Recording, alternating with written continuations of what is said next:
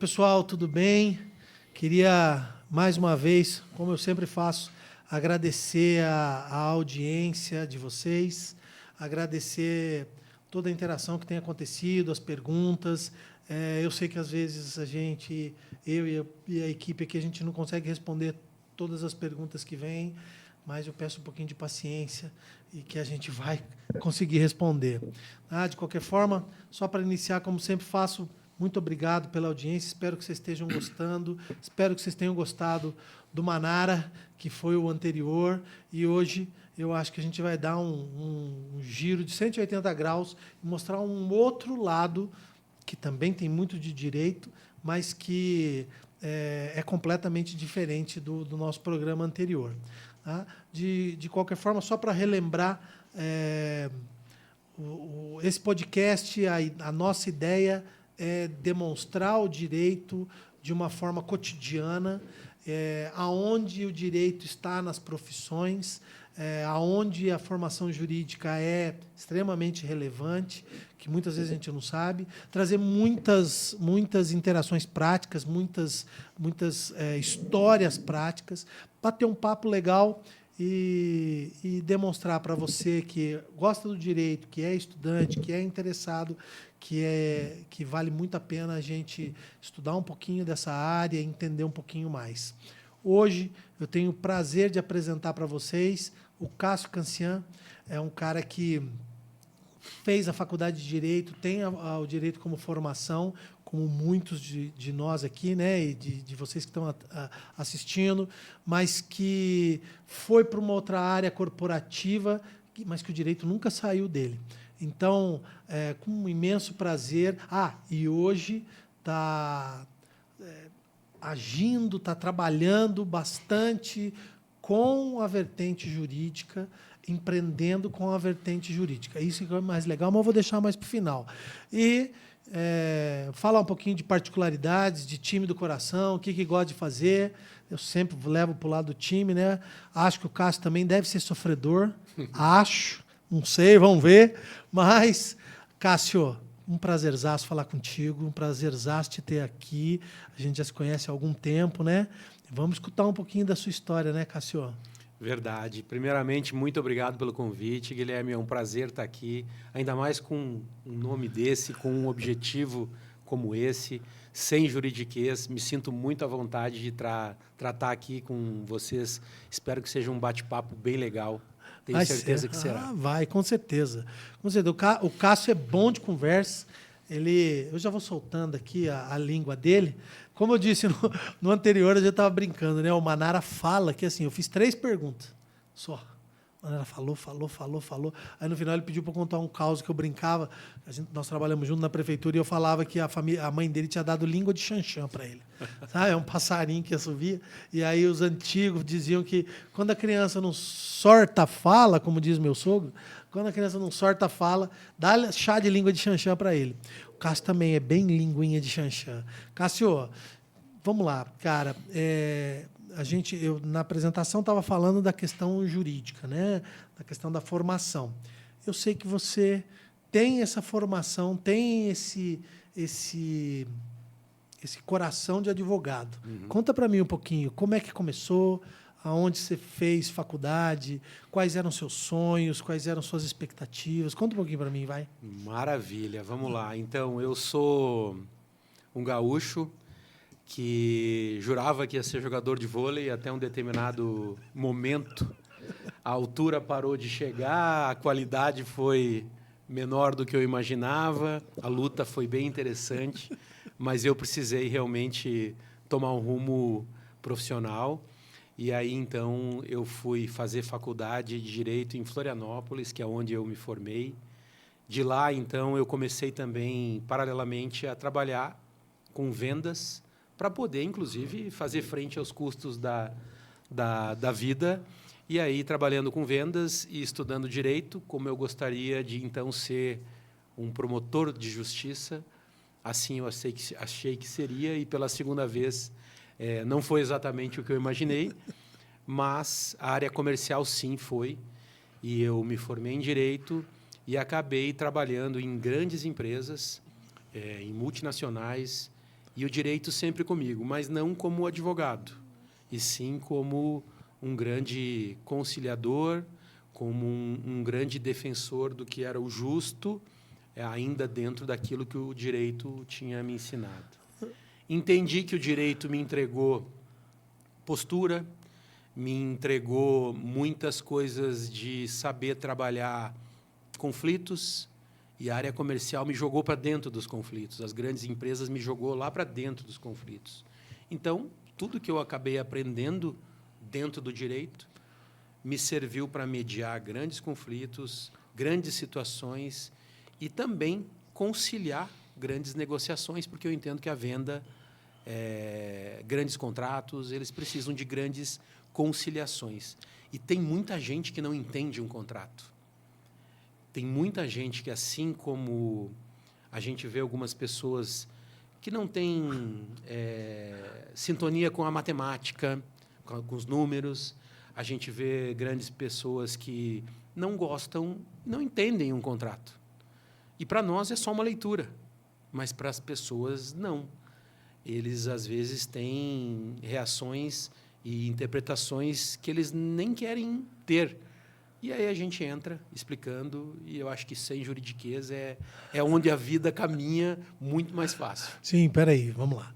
Você está querendo dizer o seguinte, que você, quando entrou no mundo corporativo, quantos anos você tinha, Cássio? Cara, eu já, nos 18 anos, já estava voando.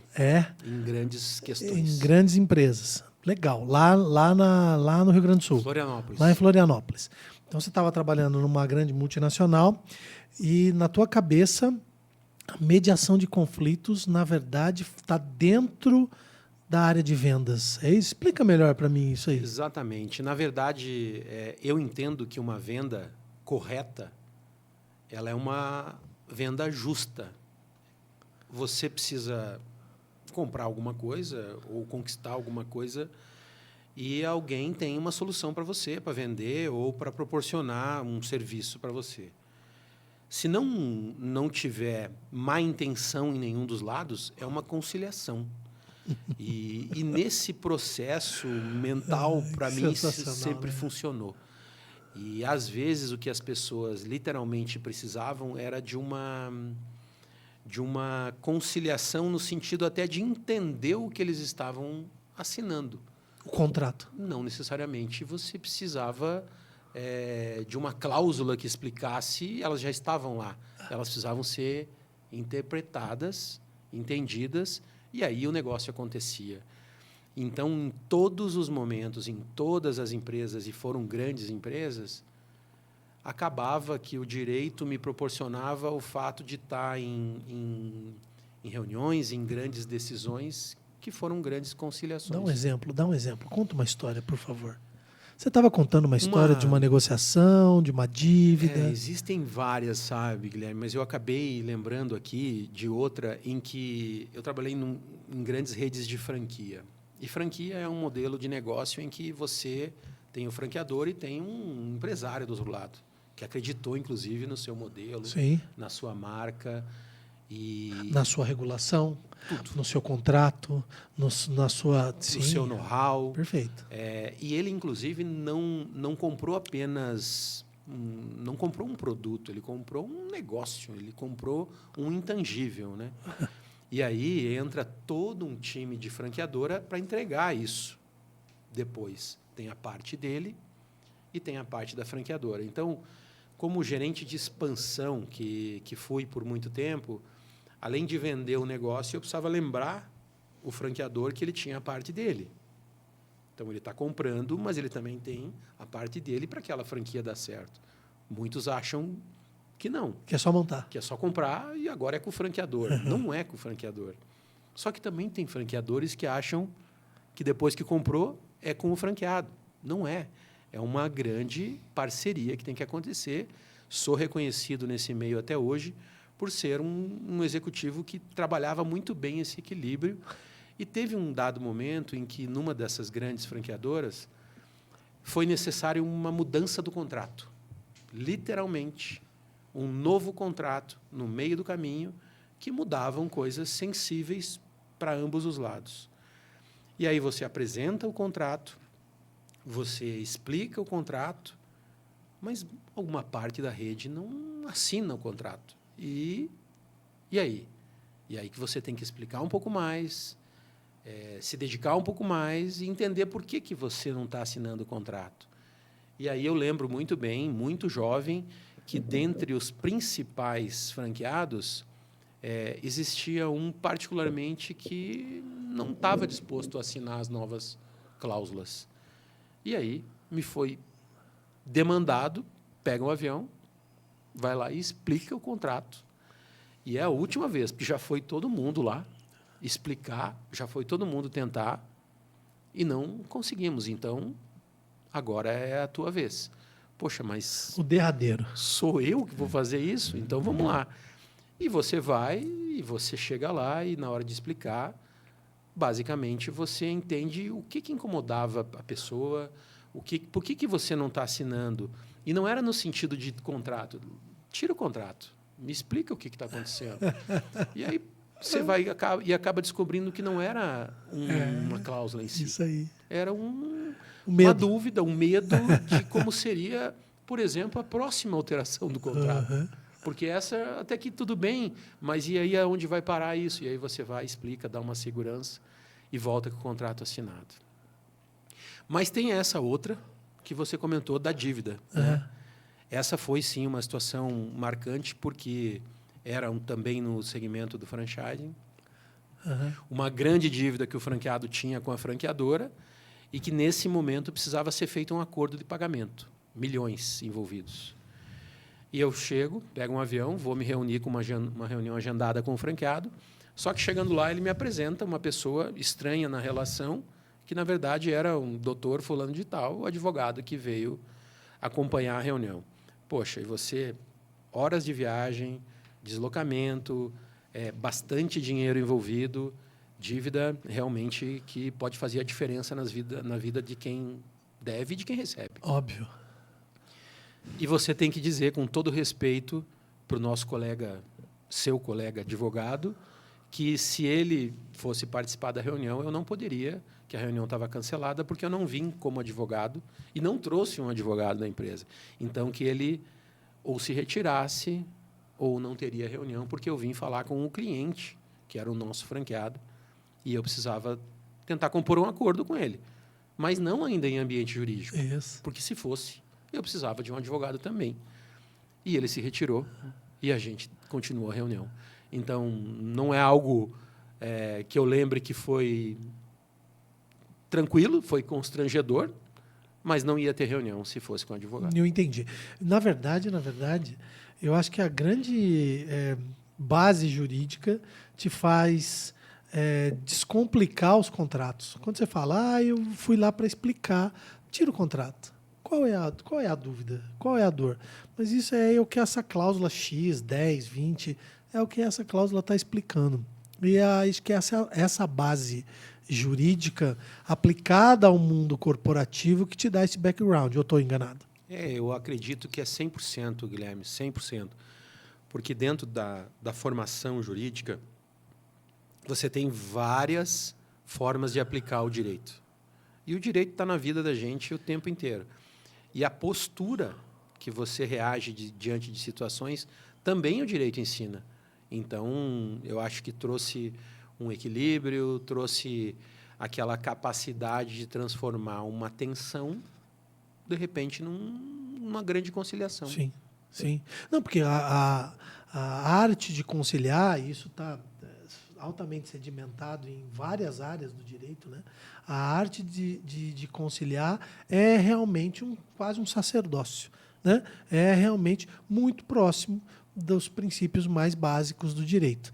Né? Toda a audiência, né? Toda audiência que quando começa a busca do juiz é sempre pela tentativa de conciliação. Nós tivemos o Dr. Pagan aqui conversando com a gente, o Dr. Pagan falou que a imensa maioria das decisões ela é parcialmente procedente. Então, ela não é nem tanto para você, nem tanto para você. Acha-se um meio termo nessa situação. Né? Então, acho que é um pouquinho dessa raiz jurídica tua, com esse viés de empreendedorismo que que te leva para essa calma aí, né, que você transparece, né, Cássio? E também, sabe, Guilherme, dentro de um contexto de uma disputa, seja ela judicial ou ainda a caminho de ser judicial, tem também muito do ego das pessoas, que não está descrito em cláusula nenhuma. Mas ele quer ganhar do outro, ele quer marcar um ponto a mais. E aí você tem que ir isolando essas coisas para chegar no objetivo, né? E acho que essa capacidade de isolar o que não está no contrato, mas está no receio das partes, acho que isso o direito nos ensina muito bem, né? Exato, e porque até, pô, sensacional, Cássio, até porque o contrato ele tem que regulamentar, descrever a vontade das duas partes contratuais, não é verdade? Exato. E às vezes não é só a vontade, muitas vezes é o receio que movimenta, que motiva ainda mais as ações das pessoas, né? Perfeito. Sensacional, Perfeito. Sensacional. E aí, segue o baile. E aí que ao continuar uma carreira que passou aí durante 15 anos pelo franchising, eu aprendi muito com os franqueados, grandes empresários, e assisti muitas coisas relacionadas a gerir negócios, a gerir pessoas. E aí alcancei uma carreira de uma forma muito rápida e muito sólida em grandes empresas, em grandes corporações, praticamente dentro do varejo, do franchising, até que, num determinado momento, veio, por iniciativa inclusive de um grande amigo comum nosso, um anjo que a gente conhece em comum, o Denir, um convite para uma sociedade de abrir um negócio voltado a vendas públicas. Nesse meio do caminho, nós já tínhamos um negócio também que era uma indústria de cosmético, com a minha sócia aqui nas horas vagas é minha esposa. Né? E a gente veio, então, para... E dá certo? Parou. E dá certo? Fala aí. Dá ou não dá? Eu acho que essa já é... Esse já contrato é dureza, né? Podcast extra. Mas dá certo, sim, pelo menos com a minha. Aprendo muito com ela, admiro Brincadeira, demais. Viu? Brincadeira, desculpa. Mas não é simples, mas no meu caso dá sim. E aí, então, veio a vinda para São José dos Campos numa decisão complexa de largar uma carreira executiva, de pedir demissão, de sair desse contexto para empreender. E aí eu aprendo com ele todos os dias, com esse sócio que é o fundador da Brasil 317 Tecnologia, que é uma empresa que foi lá e literalmente criou uma plataforma de vendas públicas, que é nada mais do que o que a gente fez desde o primeiro dia, junto com um time maravilhoso que a gente tem lá, que era o propósito de desburocratizar a venda pública. Então, a gente foi e inovou esse mercado há 10 anos. Em praticamente 2015, 2016, a gente lançou isso no mercado. Hoje, a gente atende aos principais fornecedores do governo, então são grandes empresas, são contratos bastante grandes, de vultos gigantescos, de fornecimento através de pregões eletrônicos. Legal. Então, olha só, vamos lá. Pausa. Vendas públicas. É óbvio que o Cássio está falando com a cara dele, com o olhar dele. Mas eu vou trazer para a gente aqui da área, e vendas públicas são licitações, são pregões, né? Então, é toda uma matéria de direito administrativo que eles se especializaram, e hoje o trabalho, se eu estiver falando besteira, você me corrige. O trabalho é pegar um fornecedor que faz caneta, por exemplo, caneca, e levar esta pessoa ao fim da história, que é assinar um contrato público de fornecimento. Estou errado, Cássio? Exato. E ali, nesse caminho, você dá vocês, né? A Brasil 317, dá todo o suporte, todo o acompanhamento para o que precisa para chegar no fim da história, que é você, fornecedor, ou sei lá, o cara que constrói, que faz uma caneca, por exemplo, no exemplo da caneca, você que faz a caneca, você vai ter um contrato público de fornecimento e por isso vai receber. Tô correto ou não? Exatamente. Na verdade, a gente atende a empresas que já vendem para o setor público, mas a gente também estrutura esse canal dentro de empresas que não fazem isso. Perfeito. Então, o nosso trabalho também tem muito de desmistificar que fornecer para um órgão público seja uma furada. Por que desmistificar? Como assim? Porque tem muitas pessoas que têm um paradigma formado, um preconceito, sem sequer ter visto aquilo acontecer, mas ouviu falar ou nunca chegou muito próximo do processo. A empresa chama Brasil 317, ela tem esse número no nome dela porque é uma alusão muito direta e reta a um artigo do Código Penal que trata de crimes contra a administração pública. Então, a gente já nasceu 100% compliance, independente do que passe na televisão, independente do que aconteça, nós agimos dentro da regra do jogo.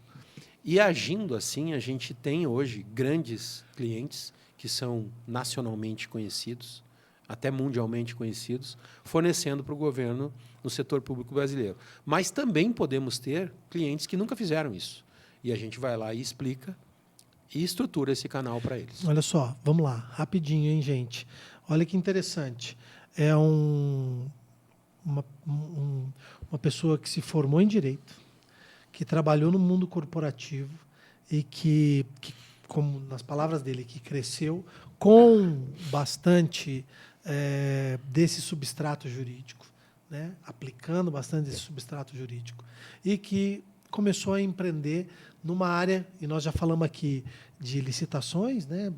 É uma das grandes áreas do direito administrativo, e ele acabou de falar de compliance, né? Então, eu queria que você explicasse um pouquinho. Deve ter sido muito fácil, né, criar essa empresa para atender todas essas necessidades que o processo, que o certame licitatório necessita, e com todo esse regramento interno, aí olhando para dentro da Brasil, desse compliance, dessa governança administrativa, né, Cássio? Conta para mim um pouquinho, vai.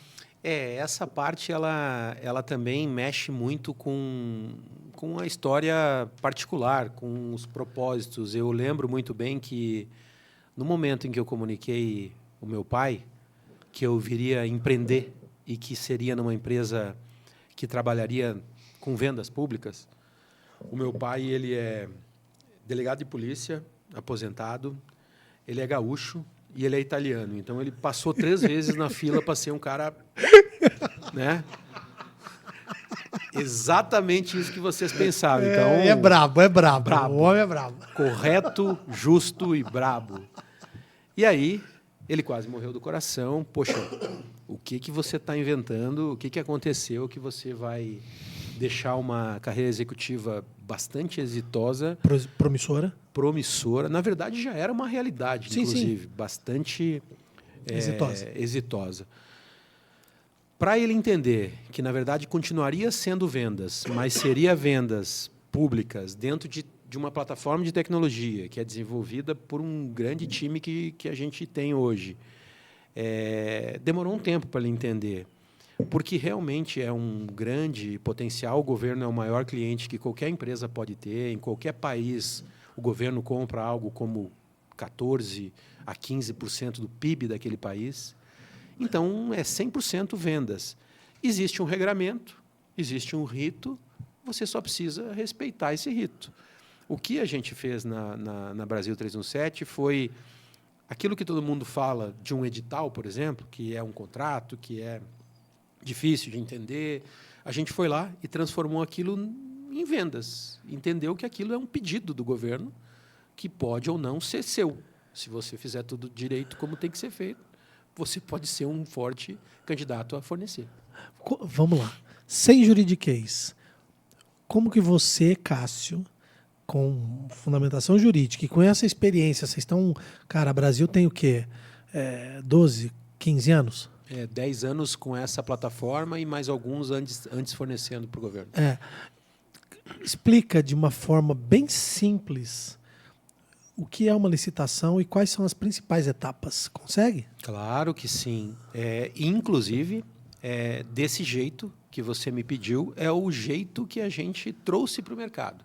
Porque antigamente, um advogado trabalhava as licitações na empresa. Absolutamente de um jeito correto, mas de um jeito com juridiquês. Então, não era um jeito comercial envolvido no processo. O que é um jeito comercial? Você tem um edital, você tem que analisar ele, primeiramente ver se o seu produto atende àquela necessidade ou o seu serviço.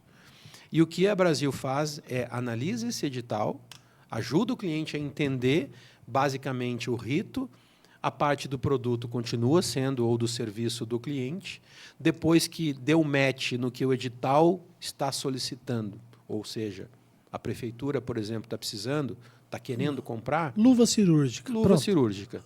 É a luva que você produz? É a luva que você importa? É. Então, agora tem uma parte documental.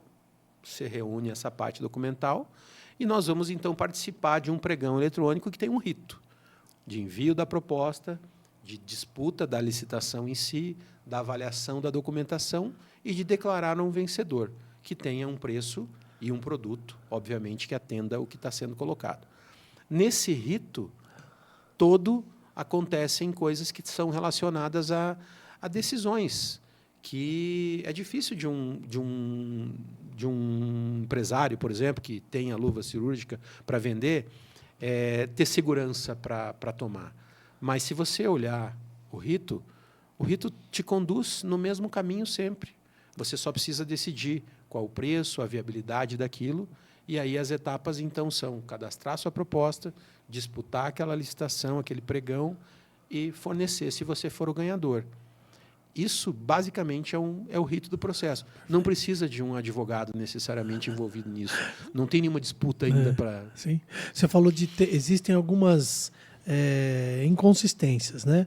Imagina que você esteja falando, por exemplo, de algum problema que aconteça numa avaliação de uma proposta, ou seja lá do que for. Isso acontece habitualmente? Acontece, porque o processo ele nem sempre ele vem padronizado. Então, a forma que o governo licita luva cirúrgica, ela, infelizmente, não é a mesma que um outro órgão está licitando luva cirúrgica. Então, ele denomina de um outro jeito, ele especifica de um outro jeito. Então, traduzir esse processo é importante para você não incorrer no risco de prometer uma luva que é do tipo que você não tem. De se confundir e aceitar um contrato que você não vai cumprir. Exatamente. E aí tem todas as penalidades da lei de licitação. Provavelmente vai ser penalizado por descumprimento de contrato, não é isso? Perfeito. Só que o olhar das multas, das penalizações, também é para quem está realmente descumprindo o contrato. A gente ensina e mostra como cumprir o contrato. Então, basicamente, nós não temos nenhum cliente que tenha lembrança de uma punição, por exemplo. Sim. Porque na condução do processo, basicamente, ele tem que ser elevado a uma decisão se ele vai participar ou não. O que ele pode fazer é ter uma dúvida ali de formação de preço e tudo mais. Mas não pode ter dúvida se ele vai fornecer ou não, senão ele não era nenhum cliente nosso, inclusive. Óbvio. Cássio, 10 anos, 12 anos, sei lá, um pouco mais. Você passou pela mudança da 8666 para 14133. Você, um advogado empreendedor, fala para a gente aí o que você acha de interessante das mudanças, o que você acha, o que aprimorou na legislação? Eu acho que sempre que o gestor público ele pensa na fluidez do processo, ele vai estar tirando nota 10. Ai, que sensacional. Porque a máquina pública ela não pode parar. Com crise, sem crise, ela tem que continuar, ela tem um funcionamento e tem uma importância, inclusive, econômica no contexto geral. Então, se ele criar leis que não é que facilitem, essa palavra não é bem vista nesse contexto, né? Mas que viabilizem um entendimento mais claro, uma participação mais ampla e, de certa forma, desmistificar aquilo. Acho que a lei fez um pouco disso. Tem oportunidades, eu vejo ainda, muitas oportunidades, mas eu vejo que, na medida em que, por exemplo, a tecnologia vai se aproximando dos órgãos públicos, tudo vai ficando mais viável. Porque a grande diferença que você tem entre uma empresa privada e um órgão público, às vezes é o mesmo problema, só que no privado ele tem mais agilidade para buscar uma solução, ele tem mais liberdade, ele tem um processo que é mais rápido. Se a gente aplica alguns conceitos mínimos disso no órgão público, vai melhorar. Então, acho que melhorou, mas ainda tem espaço. Tá bom, legal. Mas é isso aí. Ótimo, perfeito. Já entendi o que você falou. Mas isso é no Brasil inteiro da mesma forma? As coisas acontecem da mesma forma ou você tem divergências? Eu vou dar um exemplo. Uma licitação para o Estado de São Paulo, ela tem o mesmo... Como é que eu posso dizer? O mesmo procedimento, a mesma adequação para uma licitação num estado diferente, mais longínquo. Existem diferenças? Você tem uma regra, né? A pergunta, assim, até tentando aprimorar um pouco a pergunta. Você tem uma regra que é una no Brasil. Ela é aplicada da mesma forma em todos os lugares? Não. Na verdade, você tem, às vezes, ainda o pensar do pregoeiro diferente. Você tem um comportamento envolvendo o processo que, às vezes, é diferente lá no nascedouro, lá no edital.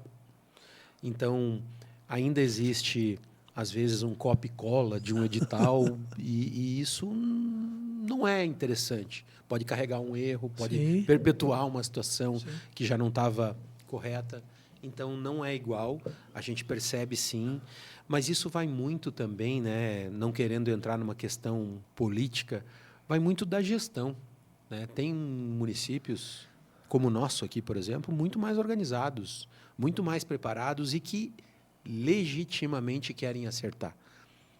Que tem um empenho do prefeito, a qualquer um que você conversar na prefeitura, que desejam que aquilo seja melhor. Mas não é assim em todo lugar. O Brasil é um país muito grande, principalmente a questão das diferenças envolvendo municípios, condições. Né? Legal. E aí, vendeu, adjudicou, assinou o contrato. Recebeu? Entregou? Então, a parte do fornecimento, ela é 100% já com o nosso cliente. Nós não nos envolvemos no fornecimento. Mas, de verdade, o processo ele funciona assim. E aí existem, claro, a questão do paradigma do o governo paga, eu vou receber. Todo esse processo ele também tem diferenças. Tem órgãos públicos que, de fato, vão dar um pouco mais de trabalho nesse aspecto. Mas também tem órgãos públicos que pagam melhor que o mercado privado, que o cliente privado. Porque quem disse que no privado não tem inadimplência? Lógico. Ainda mais nos dias de hoje. Lógico, né? Lógico. Então, isso é um processo que eu costumo dizer assim, transformando algumas coisas no sem juridiquês, você tem que sentir a temperatura da água antes de entrar embaixo do chuveiro. Né? Ou você liga no quente e já vai. Não vai, né? Lógico que não. Então, você vai colocando a mãozinha, vai entendendo. E esse processo vai trazendo para você um conhecimento de que, poxa, eu acho que eu me dou melhor fornecendo para órgãos federais. Eu tenho mais segurança em grandes prefeituras. E isso é de cada um. O risco, ele existe no mercado privado também. Sim. Não é só exclusividade do público. Sim. O público ainda você tem lei de responsabilidade fiscal, você tem algumas coisas que no privado não tem. Né? Então, é muito de saber como você vai e medir o risco. Grandes empresas, vamos lá. Tem diferenciação. Você atende, você falou, né? Você atende grandes corporações conhecidas nacional e internacionalmente. Grandes empresas também têm dificuldade para entender, porque o que você pensa? Uma grande empresa, ela tem um jurídico interno que sabe gerir aquilo que ela precisa, ela tem uma diretoria de vendas para governos, né? Como as grandes que você atende. Ela tem facilidade de entender esse procedimento de vendas públicas e ela tem facilidade de entender, por exemplo, as dificuldades depois da venda, porque uma coisa é você participar do processo e adjudicar aquela venda, aquela licitação. Mas depois disso também tem a questão fornecimento e recebimento. E até colocaria aí uma questão de gestão de contratos, né, que também tem um tempero aí. Grandes, eu digo para você assim, grandes empresas, sei lá, uma multinacional, ela tem facilidade? Você tem visto isso no mercado? O que você acha? Sinceramente, eu acho que não tem facilidade. Eu acho que é diário momentos em que o não é a resposta mais fácil do jurídico da empresa. É como se fosse mais prático dizer não participa do que deixa eu entender o que está acontecendo aqui.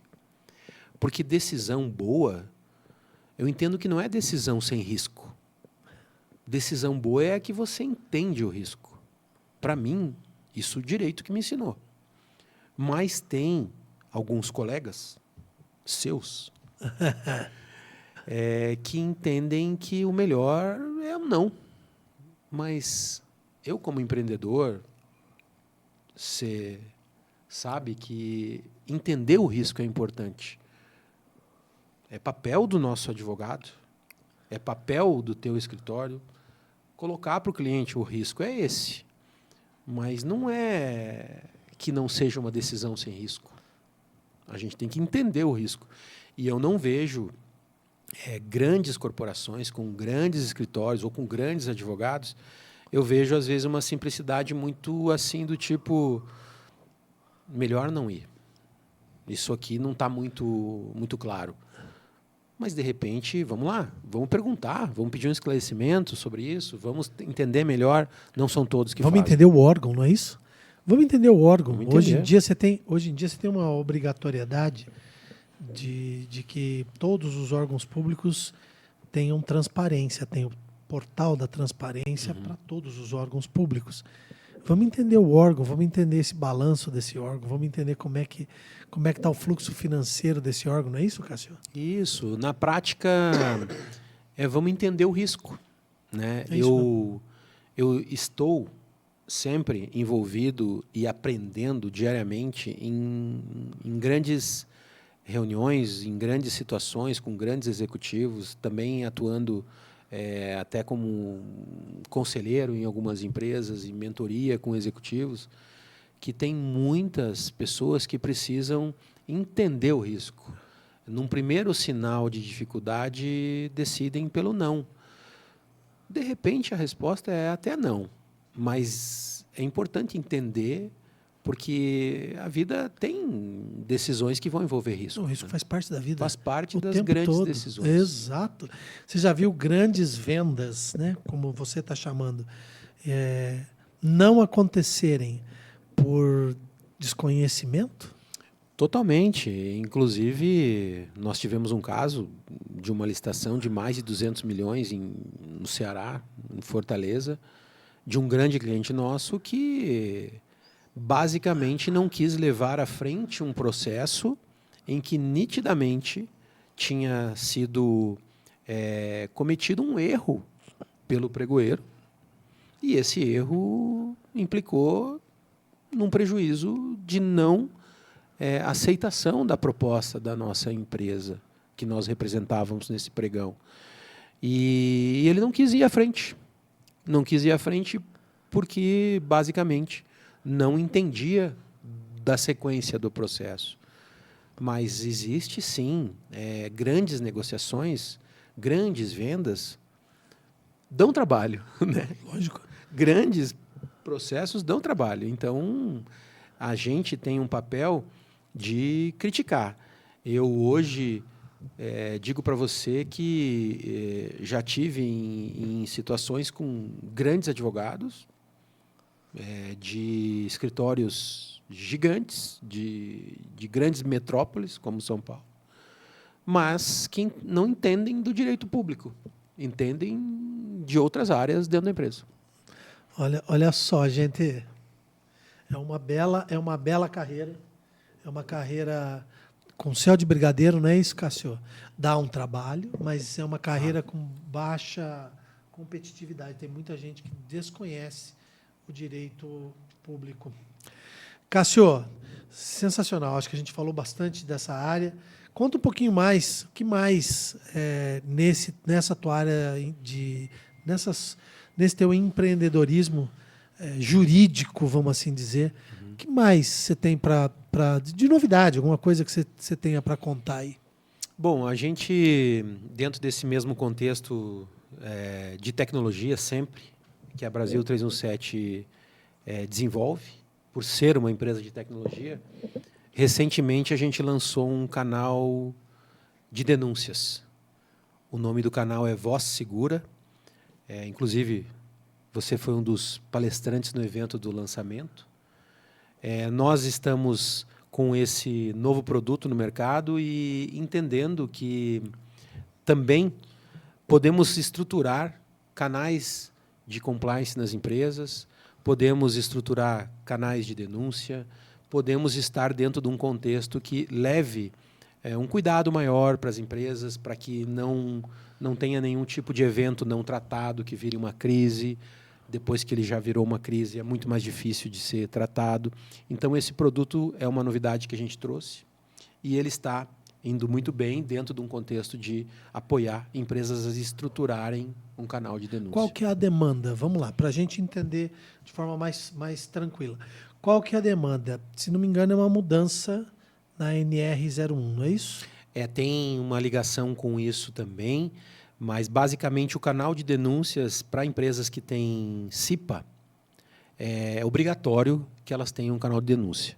Não necessariamente seja um canal envolvendo uma plataforma de tecnologia. Poderia ser um canal próprio, desenvolvido dentro da própria empresa. A história da urninha lá que bota a denúncia. Exatamente. Né? Como era feito antigamente. Como era feito antigamente. Só que uma plataforma estruturada como a nossa, ela traz segurança, anonimato, ela protege, inclusive, quem está fazendo o relato. E aí, a NR1 entra dentro de um contexto de uma atualização que ela recebeu, que a partir de maio agora, as empresas precisam ter os seus riscos psicossociais mapeados e tratados. Isso tem uma ligação com ter um canal de denúncias, porque, muitas vezes, algo acontece na empresa envolvendo um risco psicossocial que poderia estar sendo conduzido, tratado através de um relato. Então, a gente está, dentro desse contexto, nesse mesmo movimento, trazendo um produto que apoia esse processo de ter um risco psicossocial bem tratado, bem conduzido dentro da empresa. O risco psicossocial é uma pressão exacerbada, por exemplo, é uma cobrança agressiva de um chefe. Então você tá criando um canal, vamos lá, uma ouvidoria para que quem trabalha dentro da empresa, o que você criou, né, o que vocês fizeram foi fazer uma ouvidoria para que quem trabalha na empresa se sinta seguro para falar, olha, eu estou sendo cobrado de forma jocosa, pejorativa, sei lá. É isso. Exatamente. Nós estruturamos esse canal para que ele receba esse relato.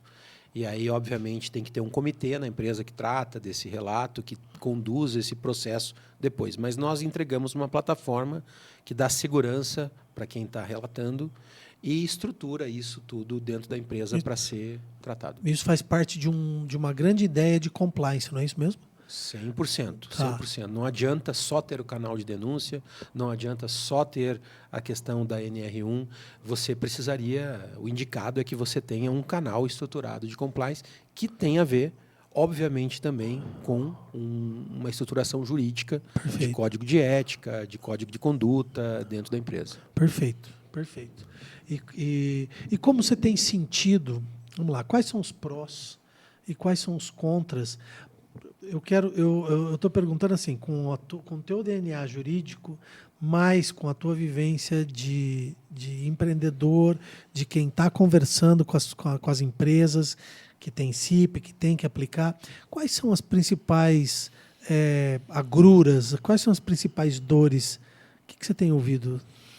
Então, eu tenho uma grande dúvida e que eu ainda não sei aonde vai dar isso, que é a separação do que acontece fora da empresa e o que acontece dentro da empresa.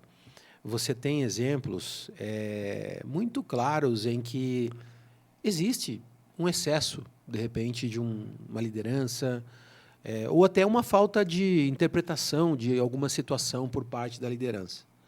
Mas você também tem situações que acontecem na casa do colaborador e que o pessoal do trabalho não tem nada a ver. Na casa ou no caminho.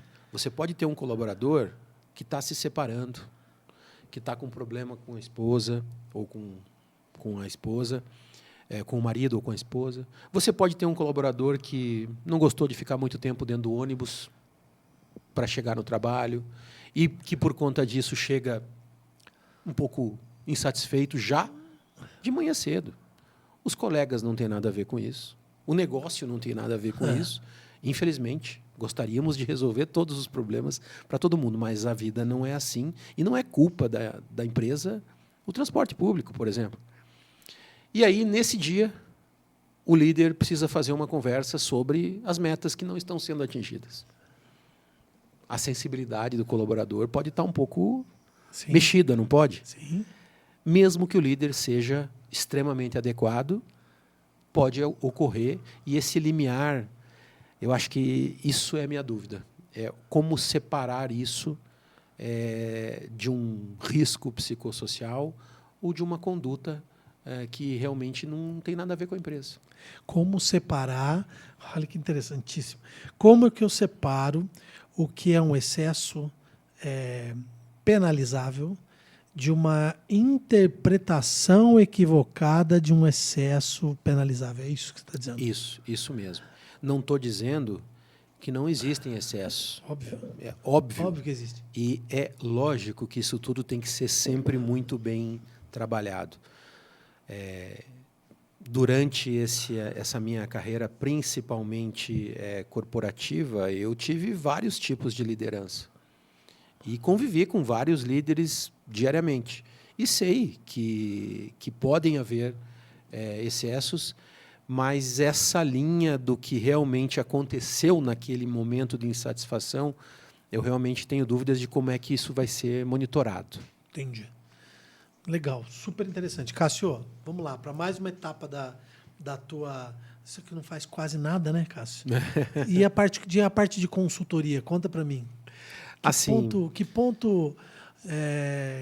Que ponto que esse background que você tem jurídico te sustenta nessa parte de consultoria? Você dá consultoria para empresas, não é isso? Isso, eu participo de conselhos de administração e também faço mentoria para executivos. E essa é uma atividade, além da questão da Brasil 317, da indústria de cosméticos, tem essa consultoria.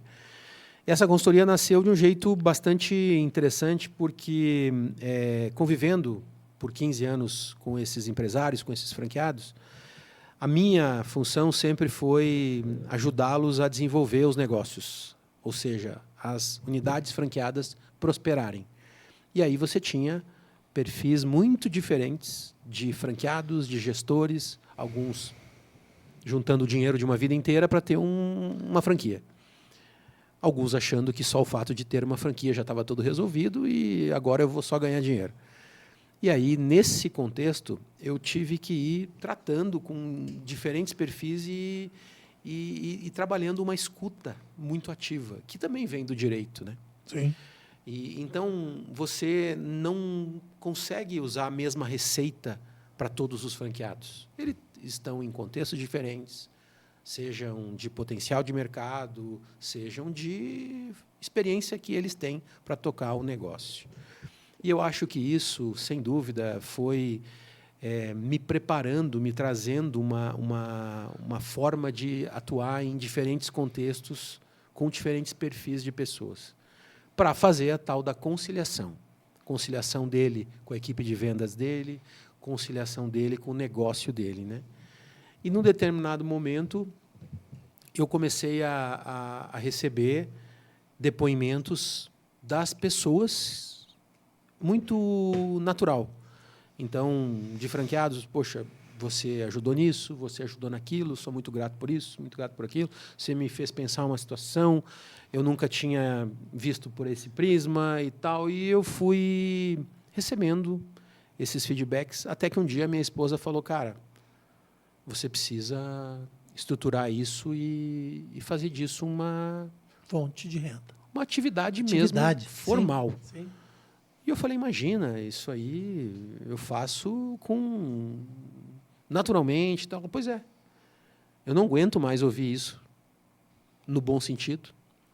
Inclusive, muitas vezes ela estava presente. Eu não aguento mais ouvir isso e de pessoas que me dissem, ele mudou a minha forma de pensar, ou ele me ajudou a enxergar uma coisa que eu não via há anos, até que, num determinado momento, um deles disse, cara, eu preciso contratar isso. Não quero mais te ligar e te interromper e você me ajudar. E foi aí, então, que começou. Isso já tem alguns anos e hoje é uma atividade formal. São diversos mentorados ao ano. São diretores que buscam performance melhor, são gerentes que querem virar diretores, são empresas que querem dividir decisões. E tudo isso eu deixo muito claro que é vivência prática. Não vou lá para dizer o que tem em livro, não vou lá para traduzir conceitos financeiros ou de marketing. Eu vou lá para dizer, cara, eu já passei por isso, já passei por aquilo, bati a cara na parede ali, doeu aqui. Se você acreditar, eu acho que eu posso te ajudar. E isso tem crescido muito e me dá um prazer enorme, porque eu acho que ajudar as pessoas, independente de como que é o contexto financeiro envolvido, faz um bem enorme. Qual que é a principal dor desses teus mentorados hoje, no Brasil de hoje? O que você vê? O que você sente mais? Existe falando da mentoria executiva, por exemplo, existe um contexto que as pessoas estão muito aceleradas.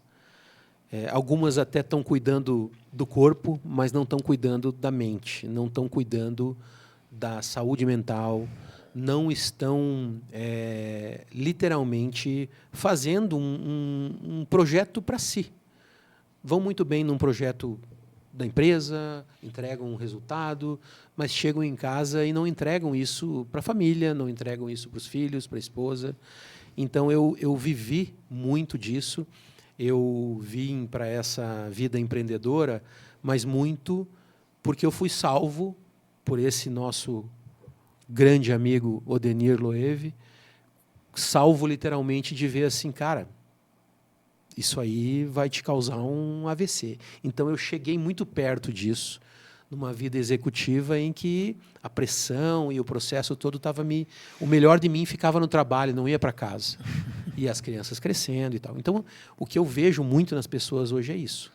Eles não estão cuidando do que tem por dentro do corpo, né? Alguns até estão cuidando do corpo, ainda mais hoje com canetas e outras coisas. Né? Então, mas da cabeça, não. E aí também tem uma parte que envolve muito uma terceirização de culpa. Ficou muito fácil para o ser humano, hoje em dia, não assumir a culpa. E a gente erra, pô. Todo mundo erra. Sim. Mas quem tem dificuldade para assumir o erro, patina muito mais. Sofre, né? E aí eu entro em situações como essa. Cara, se você melhorar essa parte, por exemplo, de assumir quando você pisa na bola e não ficar distribuindo, terceirizando culpa, você vai ter realmente um impacto melhor. Então, isso não vai ser uma fragilidade para a equipe, pelo contrário, vai demonstrar que você Tem Você muita aceita? gente. Olha só. Muita gente terceirizando culpa, não assumindo. A questão do ego também fazendo muito mal para os negócios. E tem muito diretor, tem muito gerente que se preocupa com as pessoas, literalmente, mas esquece também de ouvir a pessoa jurídica. Porque o negócio fala. Você pode até fazer de conta que não está ouvindo, mas o negócio fala com você. Né? Eu fui perguntado numa outra situação, e aí, como é que é, Cássio, sair de uma carreira dessa e não ter chefe? Quem disse que eu não tenho chefe? Meu chefe é um negócio. É isso. Então, eu posso até, às vezes, achar que ele não está me perguntando nada, mas ele está. Eu posso até achar, de vez em quando, que ele não está me dando uma dica, mas ele está. Então... Sou eu que não estou ouvindo, não é isso, Cássio? Isso, exatamente. Eu é que não estou prestando atenção direito. Exatamente. Então, eu vejo muito isso nas pessoas e vejo, às vezes, também uma falta de querer. O que quer dizer isso? Eu comentei aqui com você que eu jurava, ou eu queria, né, ser um jogador de vôlei. E eu realmente acreditei, eu paguei meu estudo, literalmente com bolsa para jogar vôlei, e conquistei coisas muito legais jogando vôlei. E eu lembro perfeitamente que, em determinado momento, quando eu comecei a entender o que era uma braçadeira de capitão, eu comecei a perceber que ela girava. Tinha um jogo que o meu técnico passava ela para mim, só que tinha um jogo que eu ia lá e ele dizia, não, hoje é o Guilherme. Hoje é outra pessoa. E aí tem um outro jogo, hoje é o fulano. E eu fui convivendo um tempo com aquilo, até que, num determinado momento, eu falei, poxa, o que está acontecendo, né, cara? O que está acontecendo? E eu pensava comigo mesmo, por que não eu, né? Até que um dia eu cheguei, literalmente, foi muito natural, e falei, Gilmar, ô Gilmar, por que não sou eu o capitão? E ele disse, mas você quer? Eu disse, claro que eu quero, pô. Estou aqui, inclusive, para entender. Então, era isso que faltava. Você tem que querer. E daquele dia para frente, nunca mais a braçadeira girou. Ela foi sempre minha, até o último dia que eu joguei vôlei.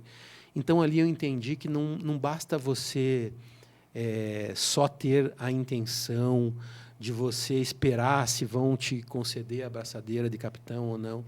Você tem que querer. E agora eu acho que você está querendo mesmo, então toma, que é sua. E eu vejo que tem muitos executivos hoje, sejam diretores, donos de empresa, ou até mesmo gerentes. Eu estou aqui, mas eu não sei se é isso que eu quero. Então, cara, se não é isso que você quer, vai procurar. Nós temos que procurar o seu caminho. Porque você está trocando dinheiro por hora trabalhada por um tempo. Isso, inclusive, pode ser necessário, ou enfim. Mas, a longo prazo, isso vai te causar um mal. Sim. Sensacional, Cássio. E fora disso tudo? Quem é o Cássio? O que você gosta, Cássio? Deixa o futebol para o fim. O que você gosta de fazer? Você é gaúcho, faz churrasco ou é só... Então, eu gosto muito, você tocou num ponto bastante importante, eu gosto bastante de churrasco. Só que, no determinado momento, eu estou com 47 anos, eu entendi que eu não gosto da carne, eu gosto de servir os outros. E o churrasco, para mim, é um momento que você serve as pessoas, que você põe um carinho ali na carne, no churrasco. E eu sou um cara milionário, mas não aquela questão de medir no bolso. Sim. Eu sou milionário com os amigos que eu conquistei. Que você conquistou. Eu, por força do trabalho, vivi em cidades diferentes. E eu sou muito sortudo com os amigos, cara. É uma coisa impressionante. Então, eu sou milionário, mas não é de uma riqueza que se mede no bolso. É pelos amigos que eu tenho e na frente de uma churrasqueira. É isso aí. E assa direitinho, não? Eu tento, mas... Da onde, de que cidade que você é? Passo Fundo. De Passo Fundo. É a capital do Rio Grande do Sul. É a capital do Rio Grande. Porto Alegre. É o centro do mundo. Exatamente. Tem gente que fala que é outra cidade, mas é a minha. Então, cara, você fez tudo certo na vida, só não acertou no time, né, bicho? No momento, eu acho que esse nem era um assunto bom de tratar, mas eu sou realmente um torcedor do Internacional Colorado. E olha, não está fácil. Não está fácil. E já faz um tempo, o ano passado foi terrível, terrível, até o último minuto. Ai, ai. Desculpa a brincadeira, Cássio. Gente, sensacional essa história, né? Eu acho que o mais interessante de tudo, e esse é a nossa ideia, e eu fico extremamente feliz quando isso acontece aqui, é demonstrar que o direito ele abraça várias áreas e ele é uma formação para além da advocacia, da magistratura, do Ministério Público. A gente ouviu aqui o Cássio, que hoje é um empreendedor de áreas jurídicas e que está super bem. Mas, além disso tudo, eu acho que o mais interessante é demonstrar essa base sólida que o advogado constrói, né, que a ciência jurídica constrói na pessoa. O Cássio está falando de conceitos jurídicos desde a primeira resposta, né, falando em conciliação, falando em licitação, falando em NR1. Então, é isso muito que, para mim, foi muito interessante durante esse nosso bate-papo, né, Cássio? Eu te agradeço muito por esse tempinho que você arrumou nessa sua agenda superlotada para vir aqui bater um papo com a gente. E peço para você deixar, sei lá, suas considerações finais aí, sei lá, um último recado que você queira passar para a galera. Não, maravilha. Primeiro, queria agradecer muito o convite. Foi um prazer enorme. Uma coisa é você receber um convite e se fazer presente, mas muito mais por uma obrigação. Aqui eu acho que teve tudo a ver com o que a gente realmente faz no dia a dia e com a importância, sim, que o direito tem na minha vida, na postura que eu aprendi a ter por conta do direito. E eu acho que todas as pessoas que têm algum contato, que possam explorar um pouco a sua formação, mas dentro de outras áreas, não tem que se sentir bloqueado. Eu fiz direito, vou ser um advogado, ou vou ser um promotor. Não. Eu conheço pessoas que se formaram em física e são grandes diretores de empresa. Então, em filosofia, e são grandes diretores de empresa. O direito, eu acho que é o que mais proporciona esse tipo de movimentação. E eu tenho um grande orgulho de ter escolhido essa faculdade. Aliás, eu tinha um problema. Na minha época, tinha a tal da primeira opção e a segunda opção. Para mim, a primeira opção era direito e a segunda também era. Então, era um problema. Quando me perguntavam qual você tinha que se inscrever na segunda opção, não sei. Tinha segunda opção. Eu não sei. Então, eu acho que o melhor que o direito fez, eu soube aproveitar. Exatamente se isso é o caminho único que as pessoas vão enxergar do mesmo jeito, não.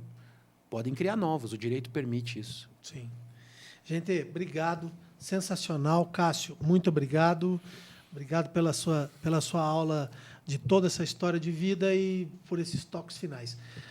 Espero que vocês tenham gostado, espero que vocês tenham acompanhado, que tenha feito sentido para vocês. Deixem aí seus comentários que a gente vai respondendo. Tá joia? Até a próxima. Muitíssimo obrigado, gente.